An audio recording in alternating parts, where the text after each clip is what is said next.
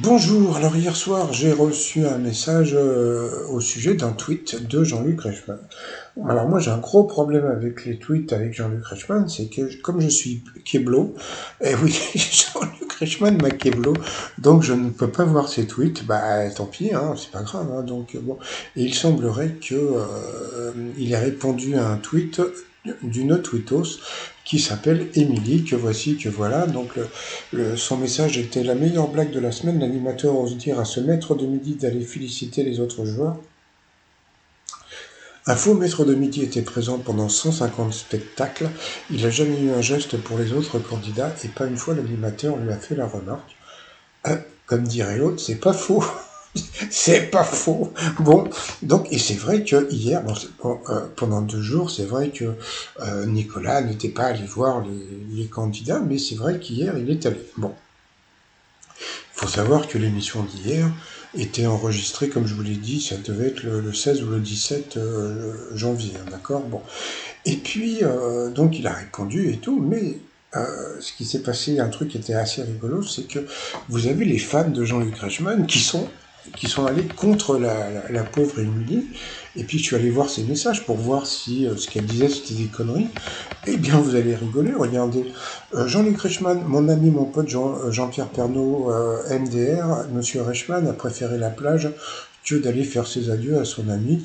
Bon, ça c'est vrai, bon, j'en avais parlé, mais bon, moi je dis toujours, hein, là je le défends, bon, déjà il avait les raisins, premièrement, et puis deuxièmement, le truc que je défends, c'est que je dis toujours que c'est quand les gens sont vivants qu'on les aime.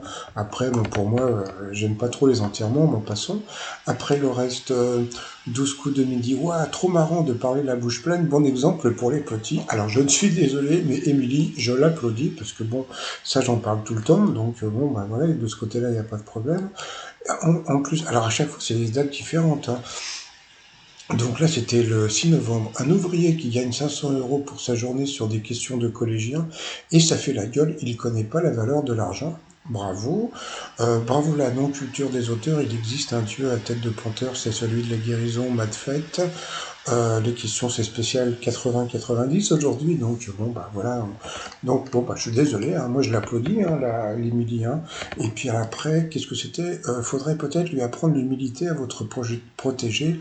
Ça devient une honte, ce genre de comportement, et si possible, changer le thème pour lui, parce que les dessins animés séries ciné de sa génération, bon bah voilà, non, c'était encore, bon, c'était à l'époque où c'était encore Stéphane qui était maître de midi, donc bon bah c'est vrai que bon bah comment dire, on le sait tous que comment dire que les candidats sont avantagés. Et puis, bah, il y a un truc que j'ai remarqué qui est assez rigolo par rapport au nouveau maître de midi, Nicolas. Eh bien, c'est que Nicolas, son truc, c'est la géographie. Donc, ce qu'il y a de drôle, c'est qu'on va avoir beaucoup de questions sur la géographie. Donc, on va apprendre des trucs en géo dans les jours à venir. Donc, voilà. Bon, bah, bravo à Émilie. Et puis, moi, je vous dis à plus tard. Bye bye.